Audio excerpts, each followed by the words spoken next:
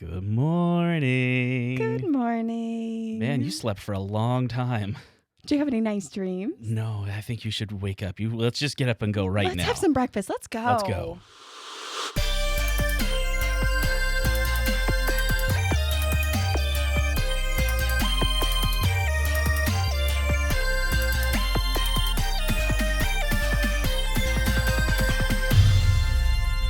It's the Phantom Family Podcast. Why, hello there. I am Tori Phantom here with my husband, Jimothy. That's me, Jimothy. It is still you after all of this time. Believe it or not. Yes, and you are listening to the Phantom Family Podcast once again, my friends. Once again, thank you for sticking with us. We've had a lot of requests for us to do a new episode. And yeah, a lot for a lot of weeks. Sorry about that, besties. Sorry, very sorry. You know, it's been very busy. We've been dealing with sickness. We've been dealing with tiredness, work schedules, pretty much anything. Laziness, honestly, also. Listen, we don't talk about lazy. No, we don't talk about Bruno. We do talk about being lazy. Are we still not talking about Bruno? Are we not over that? About Bruno. I mean, I think we're over that. I thought we were over it, but then it was the Oscars. They did a horrible rendition of "We Don't Talk About Bruno," and now we're here. So let's recap the Oscars. No, we're not going to do that because the only thing to talk about from that was how bad the "We Don't Talk About Bruno" was. I was going to talk about Lady Gaga being a very, very kind soul. Liza Minnelli, right? Yes. Oh my gosh, that was so sweet. I've got you. But do you remember, you told me the other day that you got a tweet on our Phantom Family Pod Twitter. I've gotten a couple. Well, I got one last month in March of 2022 as we are recording this April 8th, 2022.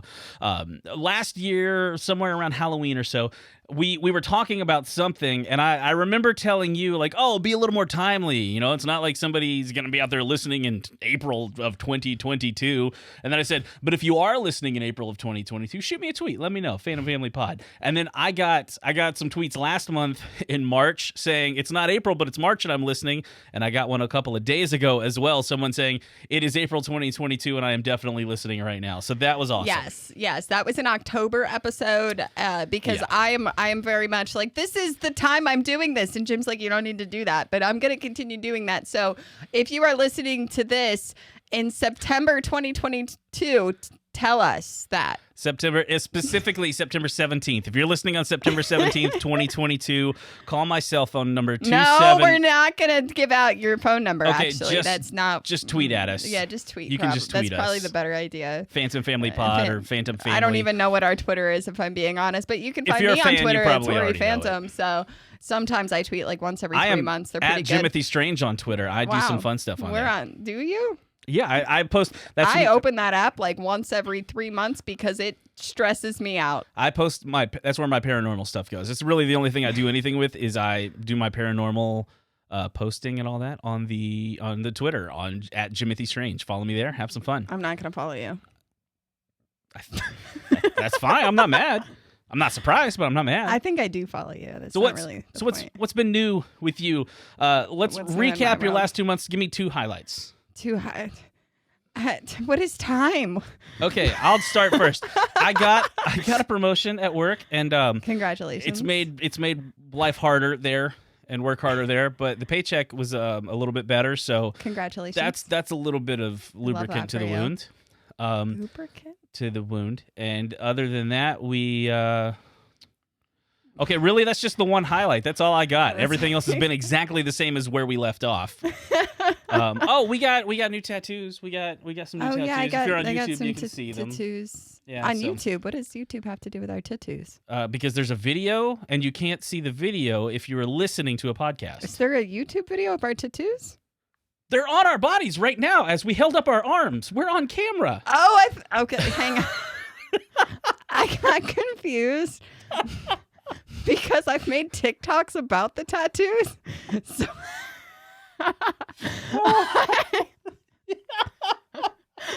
listen, I had already made content about all of the tattoos. So when you're talking about YouTube, I'm like, what are you talking about? Like, they're on TikTok. And then I remembered that we put this podcast on YouTube. Friends, it's been a long week. It's been a long year, and it's only April. Ah, Oh my so goodness. that's where we are right now. Exactly the same as you've left us. Yeah. Upon This last last leaving. week has been it's been a week. The stomach bug went through our house, and I thought I would get out of getting it, as it were, because Nope. Saturday Squirrely Girl got sick. She was sick for 2 days. Monday, Beanie Baby got sick. She was sick for 2 days. Wednesday evening, Pumpkin Pie got it. And I'm sitting here. I was the one cleaning it all up. I will not give details. That's a sensitive thing for a lot of people. But you know what a stomach bug is. I cleaned it all up. And I was like, Wednesday night at the third kid, I was like, I'm fine. I'm fine. Thursday morning, I woke up and I was not fine. But for me, it was only 1 day. So, you know. And for me, I was mostly fine. My stomach's been hurting all week, but I had mostly been fine as well. And then I was sitting at work, and all of a sudden I was like, "Hey, I recognize this feeling. This isn't good. This isn't fun." I casually strolled to the bathroom with all kinds of thoughts in my mind because our men's room we only have one. We are going to not go into grave detail. Let me here. speak. Okay. I was going to the bathroom with all these thoughts in my head of we only have one stall in there. What am I going to do if it's occupied? And I had many different options. I had strategies A through D lined up. Luckily, there was no one in there. I didn't end up. I can't physically regurgitate anything. I feel So like the word regurgitate is worse than any of the then other vomit. words. Yeah. Okay, well then We're just gonna move past the stomach I can't bug. do Let's that. But just- I'm feeling much better. You're feeling much better. All the kids are yes, great. we're all much better. Yes. We're all much better. My 9-year-old came to me today because it's been their spring break. That's what stinks about the whole thing. They were all sick all week, and it was spring break. We didn't do anything fun. We literally sat in the house being sick for a week. And now everyone's feeling better. My 9-year-old says to me, I'm placing a grocery order today because I wasn't going to go in the store. Like, I don't want to go into a store when we could still be contagious. And so I'm placing the order. I asked if anyone wanted anything. And my 9-year-old's like, Mom, it's been a rough spring break. And I was like, yeah, I agree. And she's like, and we didn't do anything fun. And I was like, yeah, I know, it stinks. I'm sorry. And she's like, well, you know what I think might be a good way to end spring break? And I was like, well, what's that? And she says, a good dinner. And I was like, yeah, what are you thinking? And she's like, steak. So anyway, like I had to spend a lot of Kid money after on my own heart. steak today, but I think that makes her happy, and it was worth it because I also enjoy steak. I so. love steak. I like my steak to be nice and rare, nice and medium rare. I like my steak to be like compliments received by myself, which are super rare. Do you need a hug? I don't want a hug right now. What I want is to read a book of compliments, and I want it to be read to me by some celebrity like Liam Neeson. I have no idea who that is. He's got a very particular set of skills, and but anyway, you can get him to read you books Who if is you Liam listen to. Neeson? It doesn't matter who he is. He is a celebrity who Kinda has matters a to great me. voice. Okay. He's from Taken. I can tell you. I know that movie. Which one is he in that movie? He's the guy with the particular set of skills. I don't know who you are. I don't know where you're calling from, but I promise you I'll come after my daughter. Oh, so the dad? I don't remember his face. The daughter was taken, and But it was the dad. Audible.com has a free trial. If you go to audibletrial.com/phantom, you can get a free month trial. And there's all kinds of audiobooks on there. You get to keep it for free forever. If you decide to keep it up, it's only $14.95 per month after that. You get a free credits. Unless you're a Prime member, then you get 2 credits. That's going to come to you every single month. Try it out. If you've never had Audible before, it's great. So audibletrial.com/phantom. Check it out. Do the thing. You hear that, Tori? I do hear that, You hear that? Jimothy. I hear. It's not my heartbeat. It's a drum roll. A drum roll. A drum A roll. drum roll. Yes, it's a drum What roll are we drum rolling? for this episode. Why? Because normally we would say, oh, hi. And there would be a segue here There would where be we a segue say, where we bring up the topic in Yeah. a way that seems like we weren't planning to bring up the topic, but we absolutely always were, and planned. it was planned. Yeah. yeah, normally we'd say something like, hey, do you remember that time that your parents wouldn't let you wear shoes to school? And then you'd be like, yeah, here's how I dealt with it. Oh, I Here's have what we do with trauma our that has to do with kids." my parents and shoes. Trauma dump. One time when I was like 9 years old, I couldn't find my shoes for school, right? Like I couldn't find them. I was missing one shoe. I missed the school bus, and my mom was just screaming at me, right? Like just she was mad. There was just rage because I couldn't find my shoe. And that went on for like 30 minutes. I couldn't find my shoe, especially because she was screaming at me, you see. And when someone is screaming at you, it makes it really hard to think clearly and get things done. I did end up finding the shoe behind my bedroom door, but had my mother not been screaming at me and threatening me, I probably would have found it sooner. But that's my trauma of my mom and shoes. Anyway, what's this week's episode? It's about screaming about shoes. Oh, So, interesting. when I was a child, no, it's a question and answer episode. You put out a Q&A I put out a Q&A on Instagram, Tori.Phantom. Follow me there, friends. You put out a Q&A on Instagram. People should follow you there.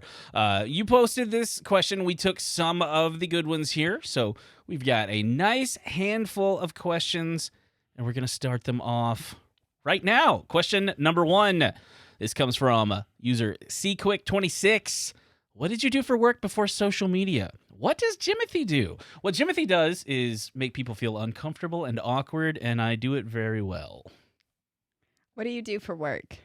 I have 2 jobs. I'm a radio DJ, and I am also I am an executive officer is what my name is. Fancy. It is now, according to this letter. This is my promotion letter, actually, right here. So cool. I'm an executive officer for customer service for a packaging film company. We make films that, think about like the first thing that comes to mind is one of the Pop-Tarts. salespeople.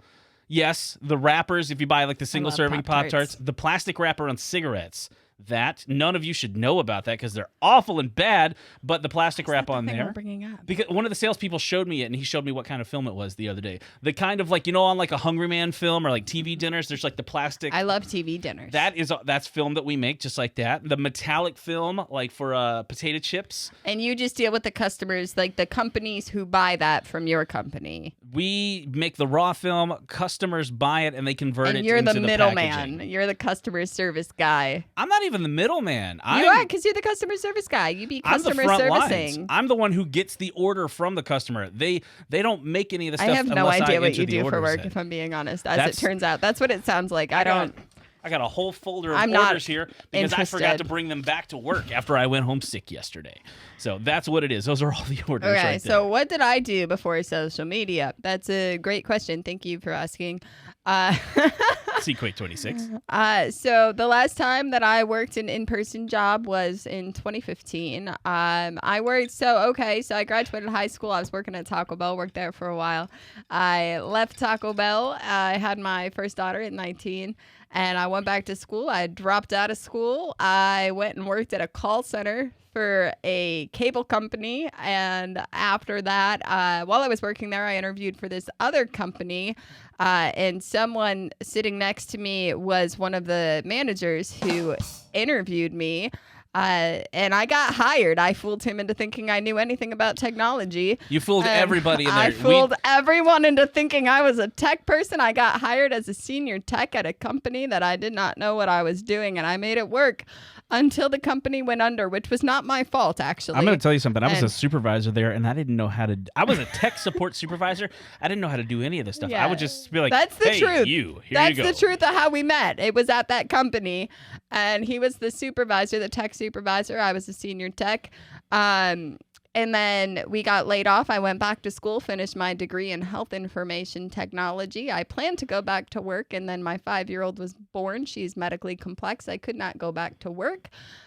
So that's what I did. And then the pandemic happened, and I signed on to TikTok and started making cooking videos as like a creative outlet for my anxiety.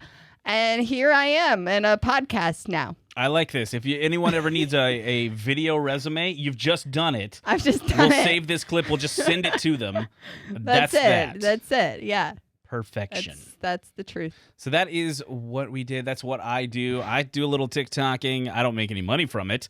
I don't do anything. I don't have sponsorships. I don't have anything. But you know what I have are friends. And the real sponsorships are the friends we made along the way. That's Jinx. true. Nope, I said that's true while you said jinx. So close to jinxing So you. close yet so far. So close so far. Question number 2. Read it, Jimothy. Question number 2 says, how do you deal with mom guilt, especially when you mess up and you yell? Even with apologies, I feel awful. That comes from user Annie Lee May.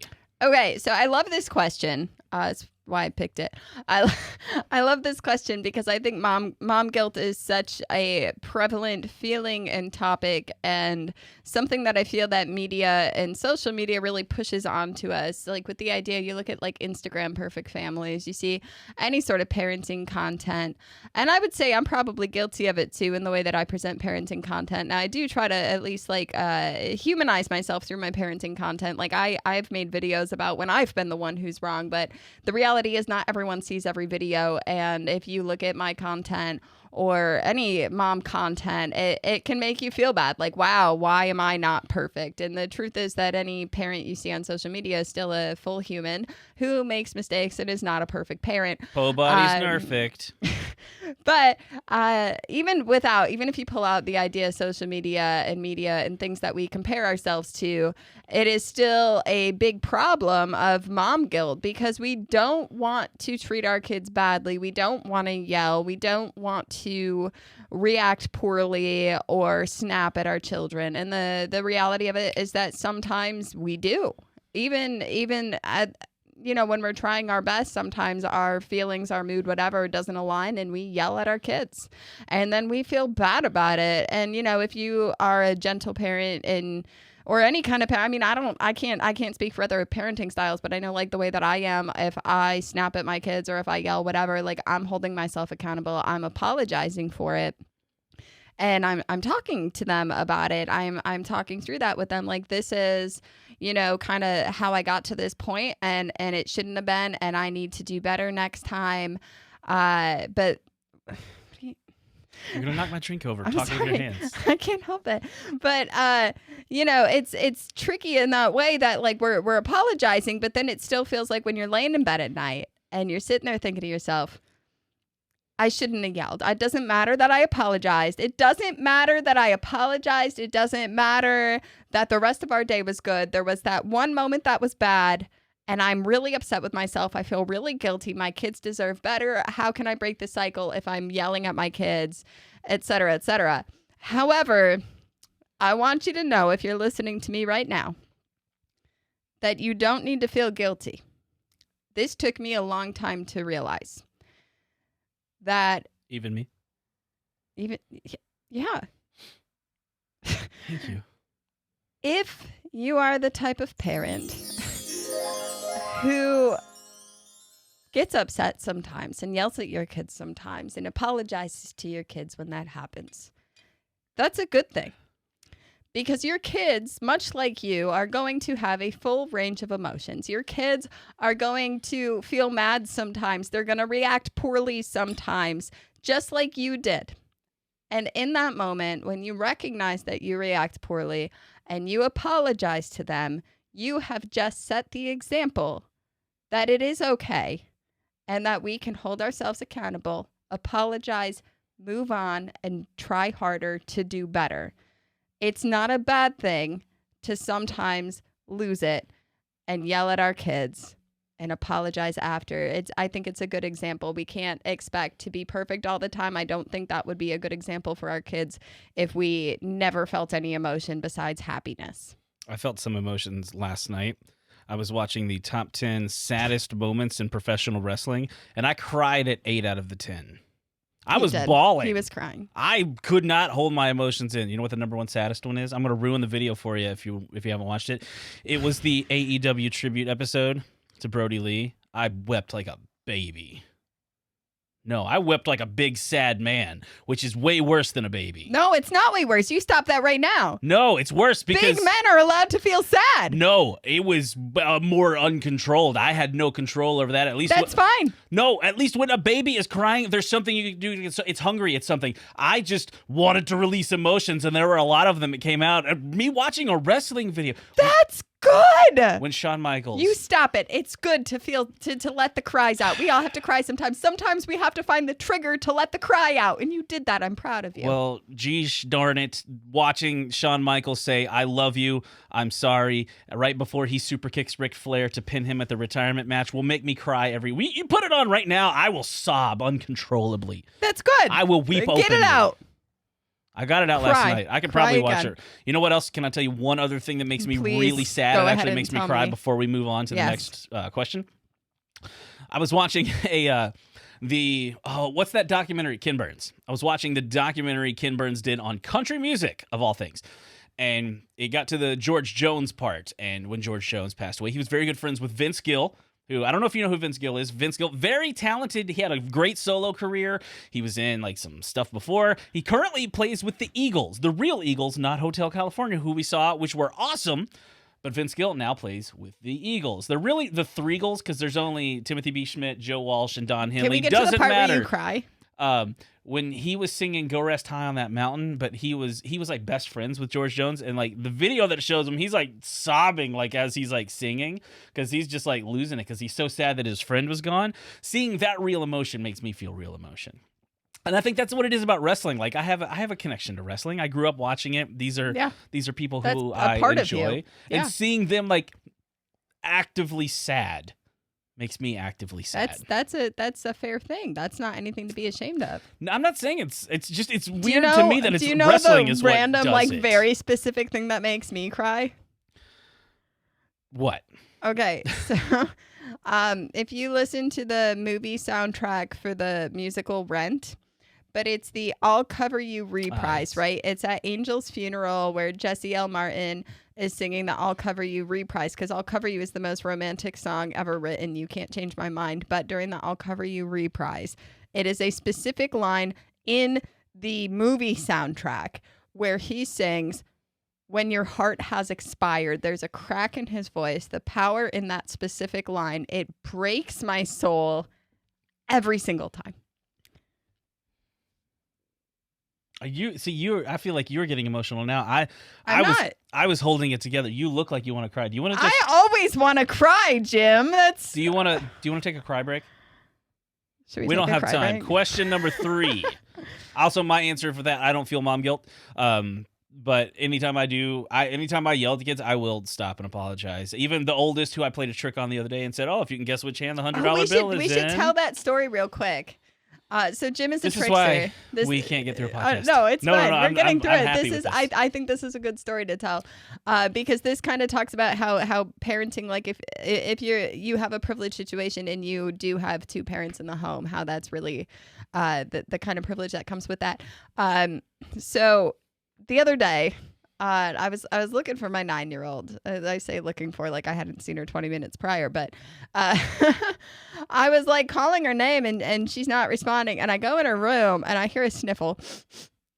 She's in her closet. She's upset. She's crying. And so what did I do? I opened the closet door. I got in the closet. I closed the closet door and I sat down next to her and I asked her what was wrong. And she was crying because Jimothy played a trick on her. Not a mean trick, but a trick he's played too many times and it wasn't funny anymore.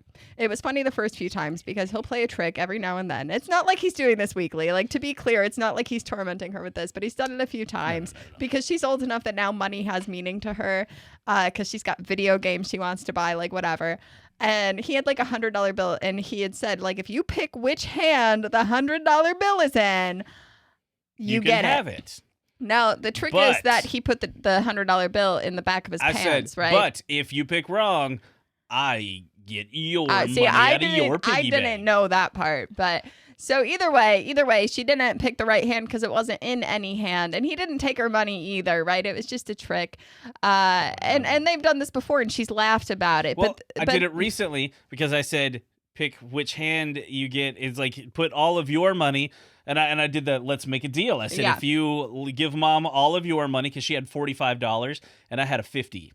And she didn't know that I had a $50. I said, I will trade you the amount of money that I have in my hand for what you have. I said, do you want to trade me? I said, you could end up with more. You could end up with less. Do you want to make a deal? and Mom convinced her to make a deal. Because I knew what he had. Yeah, I really just wanted to break a 50, and I just wanted to change for it, and I knew she had it, and I didn't care about it. Like, I'll take $5 to give my kid $5, and then she gets a $50 bill, and it's like, wow, this is really cool. Yeah. So that's fine with me. We both were benefited in that situation, Right. but this time, so there's been situations where she's benefited from it, but I think the joke was getting old for her, and it just hurt her feelings. So she is upset about it. we can play the game right now. And I was talking to her about it, and she's like, it just hurts my feelings because I feel like I can never win. And I was like, and I talked to her and I said, do you want me to talk to Jim for you? And she said, yeah, I do. And so I went and I told him, I was like, dude, you hurt her feelings. Like, she's upset about this. And what he did is he went and he talked to her and he apologized, and he's not going to play that game anymore. You know, like, it was fun until Not it unless wasn't. I need change I for feel a like big bill. there's so many things in life, like, especially when we're talking about kids, where it's fun until it isn't. Think about, like, because, you know, like in our home, we've talked about this on previous episodes with, like, tickling. We only tickle if they say we want tickles, and the second they say stop, we stop, right? Yeah. Because like, when I was a kid, like, my parents or like family, whatever, they tickle you and like you can't help but laugh, but then it's like, this isn't fun, but I can't help it. What did you just do? I'm trying to adjust my mic stand. Well, you just messed up the whole camera. I see that. So tickling is bad until it's not, or tickling is fun until it's not. It's because I'm trying to adjust this. We need a new mic stand, basically, is the long and short of it. This is fun. That's FUBARD. Yeah. You just turn it. We'll cut it. I got magical editing skills. I'm gonna leave all this in, actually. Don't even edit it. I'll just leave it all in. So Nothing happened. This is fine. This is what we do. This is normal. Yeah, this is just how we live our lives. So, anyway, that's anyway, what it's fun tickling. until it isn't, and when your kid says it isn't fun, it's time to move on from that joke. So I talked to her, and then she was fine with it after. She said she was more sad that she wasn't. I said, I wasn't going to take your money, right? And she goes, I don't really care about that. She said, I was more sad that I wasn't getting money. I was like, oh. Mood. Okay, well, that makes sense. Yeah. Question number 3, after we have gotten everything back together here. Any tips for moving in together after getting married? We've got 2 months to prep. That's from Zimmer Pants. I don't think either of us are qualified We're not qualified to answer this question at all. So the story of how Jim moved in with me, we'll give you a quick rundown. When Jim and I met, Do you want me to do it so that it is actually quick? No, I can be quick. Watch. I'm going to prove myself. All right. When Jim and I met, he had a girlfriend. We became friends because we worked together. We were just friends. And they were in a bad relationship. They broke up. He was staying with her because he wanted to, he had already paid rent for the month. He needed time to find a new apartment. But even though they were broken up, they got into a fight. And that was like one of the first times we were ever supposed to hang out. And he texted me and he's like, I have to cancel on you because I have to find somewhere to stay because I can't stay here. And That was my fault, though. And I texted him back and I was like, well, I have a couch that you can stay on until you find a place. And he's like, really? Thank you. And so I let him come and stay on my couch. And then he did find a place, but he never moved into it because at that point we started, well, you kind of did, but you never stayed there. Maybe one night. I stayed one night. One night, yeah. So he moved in with me. He stayed on my couch for a month, and then he went and stayed at his new place for one night. And then at that point, we started dating. It wasn't until weeks later that I admitted you were my boyfriend. I remember the moment that I asked you about that. I don't know if you do or not, but we can't tell that story. I don't, but now I'm interested. I'll tell you later. Okay. But we did. You spent the night with me at the apartment once. Yeah, I had a panic attack. I hated it there. You made me sleep on the couch. Yeah, I didn't like it. that. I did not like it in your apartment. I don't like sleeping out of my house. To be fair, it was in the middle of downtown Schenectady, which is much nicer now than it was when I lived I don't like sleepovers anyway. Schenectady. It's all right. I found half a gun on the sidewalk outside my apartment. That was a weird day. That was a weird day. I That didn't like it there. And I didn't like that it wasn't my house, but I did like your shower there. And then you thought there was like I thought there was grease on like the track. Grease on the shower, but it was just my mascara from me wiping my mascara on the towel because back then I didn't know how to use makeup remover. But anyway, we don't have advice for how to prepare to move in because we just did. And then after that, we were like, oh, I guess we're dating. And then we had a baby, and then after that, we got married. Yeah. So I guess any tips for first moving in together? Probably meet first. I mean, we met. Yeah, that's my tip. Yeah. Yeah. Just ask the basic questions like, do you like sharing toothbrushes? Do you hang the toilet paper, mullet or beard? How do you do it? Like, do you like sharing toothbrushes? I hate it. Sorry. I hate the fact I have always hated people sharing my toothbrush. My ex used to do it, and she's my ex for a reason. I stopped using your toothbrush like a year ago, so. You should have stopped never ago.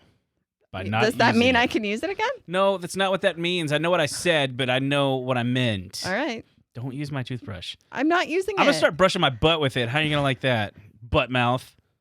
How are you going to like that? It's my butt. I don't care. Everybody loves their own brand. So question number 4. How do you handle stress levels when your little ones are upset? That comes from Imogen Hudazen. Okay. I don't know how I just wrote that phonetically of how you said it to me. So. That's not the last part of the name. It was Imogen, and I said the rest of it. And Imogen Hudazen. Okay. All right. Cool. Anyway, leave the light on for you. That's Motel 6. How do you handle stress levels when the little ones are upset? I come upstairs and hide and let you deal with it. Okay. How do you do it though? Whenever the kids are upset, like we're talking like tantrum level, what I do is I like to stay goal oriented. So I keep in my mind, I think the best way to prepare for your kids throwing a tantrum is to think about how you want to deal with their tantrum while they're not tantruming, because then it's already in your head. It's like a coping mechanism. Think about how we deal with stress. I mean, I'm saying that from a therapized mindset. Like I have coping mechanisms that I know about when I'm not upset that I can implement when I am upset, but I think that works in parenting too. So that being said, I know when my kids are upset that this is temporary and I don't want to add into this problem. So if I lose my mind, I start yelling at them or whatever. Now we're all upset and I have to fix all of that. And then I'm also going to have to deal with the fact that I lost my mind and apologize for that. So I try to stay goal oriented. The goal is to chill the babies out so we can problem solve. And so a lot of the time I use humor for that. It works really well with my kids. You got to read the room. It's not always the right time to use humor. But co-regulation is a good thing, but when we're dealing with the stress of our kids losing it and the coping mechanisms aren't working, I think a mommy timeout is a good idea, or parent timeout really. And that's and the way that works in my house is I will say to my kids, like, I am getting really upset and I don't want to yell at you. And I feel like I'm not handling my feelings right now. So I need a minute to breathe. Right. So as long as the kiddos are safe and we tell them where we are, we can say, I am going to take a minute in this place. Like for me, it's like the stairwell. So like, I'm going to go sit on the stairs for a few minutes and breathe and center myself. And then I'm going to come back and we can talk about this because I don't want to yell at you. And I don't feel like I'm doing a good job of controlling my feelings. And I think that's a good thing to communicate that to the kids, right? Because that's not saying like, you're going to make me scream. That's saying I'm not handling this well right now. And I want to handle it well. And so that's kind of like how I do it. But it's also, it is using breathing techniques. One of my favorite breathing techniques is square breathing. I would probably butcher the explanation. I like to throw it in a circle. It's very Googleable. Square breathing. It's like a thing that actually like calms your body. Like it's science. There's science behind it, but I really like that. I stay goal oriented, and once it's the only way out is through. We have to get through the moment to get past the moment. And if we can do that, then it's all good. And it's okay to take a break because unless it's an emergency, you don't have to deal with it immediately. I say that again. Unless it's an emergency, you don't have to deal with it immediately. So even if your kid like breaks something important to you, if that broken thing is not going to hurt anybody, even if it is, we can clean the broken thing up really quick so that it can't hurt anybody. And we can go take a few minutes and calm down before we deal with it. Like we can be in control of how we deal with it. So my thing is always to respond, not react. And if I'm reacting to something valuable being broken, that's going to be a big bad reaction. But if I'm responding to it, I'm taking a moment. I'm calming myself down, and then I'm talking about it and why I'm feeling what I'm feeling, and we're doing consequences that way, like related consequences. I'm not just losing it and screaming at my kids. I like to hold them upside down, not in a threatening way, but it's like a hard reset. So it's just like you pick them up and you give them a big hug upside down, and then they kind of like are like, "Why am I upside down?" And then This it's only like works literally, with little ones, though. Yeah. That's important to note. Toddlers love to be upside down. upside down. Yeah, They love to immediately. be upside down. If you pick up a baby, what you do, they come up to you and you scoop them under their hips. You flip them upside down, and then they're giggling. It's Yeah. immediate. Like, why are you giggling? You were mad. Don't you laugh at me. You're mad. And then they just start laughing and they forget why they were ever mad. They just know they have a wet face. Yeah, the hard reset works sometimes. That's. But when they get what older, works. you have to use more words. Yeah, because if I turn the 10-year-old upside down, she's just gonna be mad She's gonna and be mad, confused. and it would probably hurt because she's like bony She's now, very bony. and she's not 10. Don't rush her. She's got about 22 days and 1 hour, 28 minutes, and 42 seconds. Shut up. Wow. I'm not dealing with my stress levels very well right now. I'm going to take a drink of my sweet tea. A little clinky clink. Okay, what's the next question? I think we got time for this one. This is from Ahili. What's been the hardest part of gentle parenting? I'll tell you what's the hardest part of gentle parenting. The kids. Right? Because they don't gentle child. If they gentle child did while we gentle parented, it would be a lot easier. Yeah, Mama Cuss has made a video about just that today, and I really liked her video because Did she say exactly that? She did, because the truth is, kids are never going to gentle child. I didn't see it. I didn't see it, but maybe I am Gwenna, just like we talked about earlier. Maybe you are Gwenna. I don't know. It could be. I want to be Tabitha because being Gwenna is a lot of work. It's a lot of work. Because she's really good at being Gwenna. You are way better at being a Tabitha. Oh, I'd be way better. Hi. Anyway, This is my mason jar. it was a good joke. It was not made It by was a a great mason. joke. Anyway, but the hardest part about gentle parenting is dealing with your own problems. Because gentle parenting, now I said this before, I'll say it a million times again, is that I hate the term gentle parenting. I hate it. I hate it a lot. Not my favorite term. Because for someone who does not practice the gentle parenting thing, which I didn't even know was the name for my parenting type until I got on the internet, but Who knew?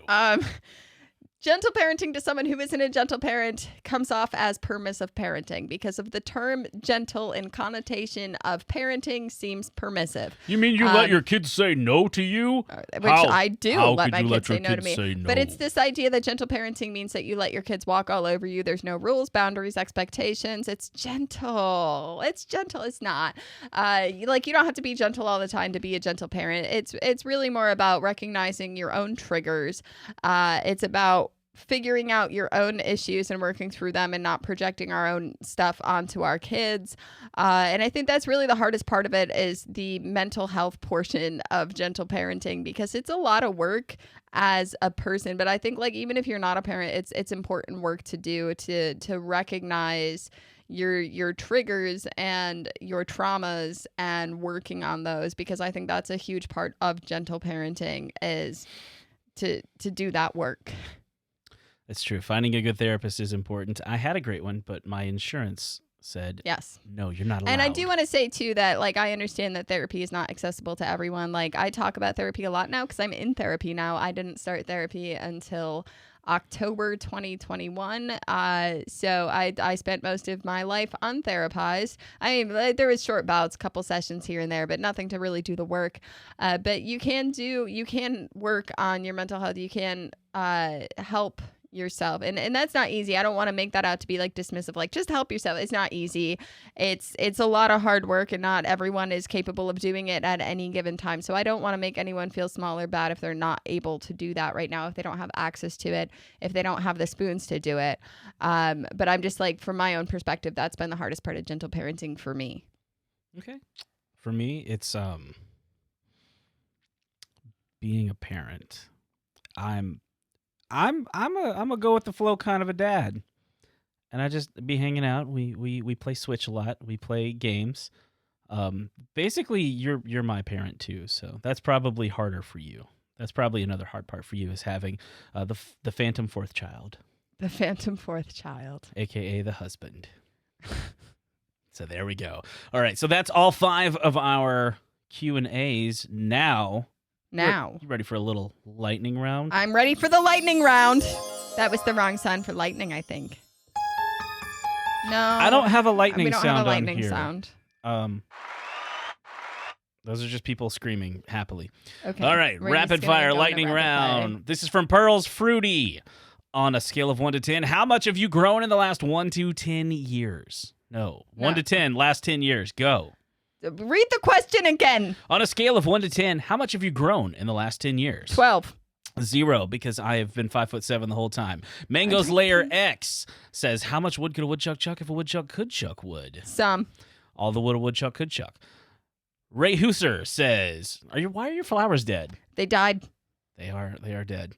Beesh15 says, favorite and least favorite type of shoes to wear. Favorite shoes are my Doc Martens. Least favorite shoes are flip-flops. I don't like wearing open-toed anything. Favorite shoes for me are any dad-style New Balances. Least favorite would probably be any of those like weird shoes that have like the toe gloves, because that's ain't nobody need to see that. Just take your shoes off. Amberlee0926 says, would you let your kids dye their hair? Our kids can dye their hair, but they can't bleach their hair because their hair is not fully developed. It would not be very healthy for their scalp or hair. So the dyes that they can use are temporary, that do not involve bleach. I would also let my kids dye their hair. It's the same kids. Some of them. That's fair. You don't know about the ones that are not here.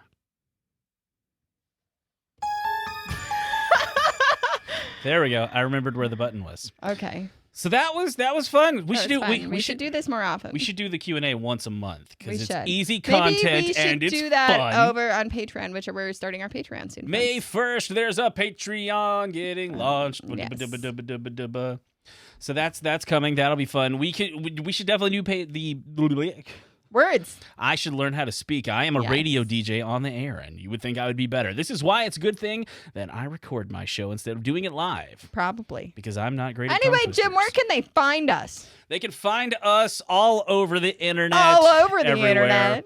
If you have ideas for submitting things, you should post a thing like once a week for parenting topics because you have an Instagram that has more people than mine. If there are topics you want to hear about, like specific topics, kind of broad topics that you want to hear our opinions on, go ahead, slide in my DMs on Instagram, Tori.fandom. I'd love to hear from you. We want to make podcasts about things you want to hear about. That's true.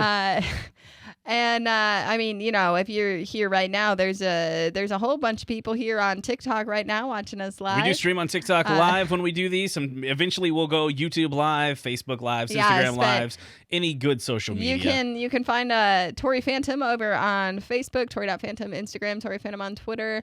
YouTube is Tori Phantom. I have a lot of stuff. Just look up Tori Phantom. If it's on social media, you find Tori Phantom. You can find it. And if you can find me, you can find him. Or you can find me, what I'm about to say, my actual handles, Jimothy Strange on Instagram, at Jimmy Nips, KNIPPS. The K is silent on Instagram, Jimothy Strange on Twitter, and at Jimothy Beard on TikTok. You gotta have a universal handle, but that's a lot. That's why I've worked on establishing the Jimothy Strange brand, but somebody stole my tapestry. I was trying to start a cult.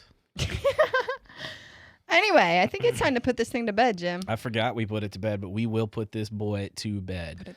So thank you for coming here with us, but it is time to lay your pretty little heads down on that pillow. I hope you have the sweetest dreams. Yes. Good night. I'll give you tea in the morning. You don't need it now. It's bad. You already brushed your teeth. Sleep well, little monkey. Go to sleep. I love you. Well. I Go love to you. bed. Go to bed. Go to bed.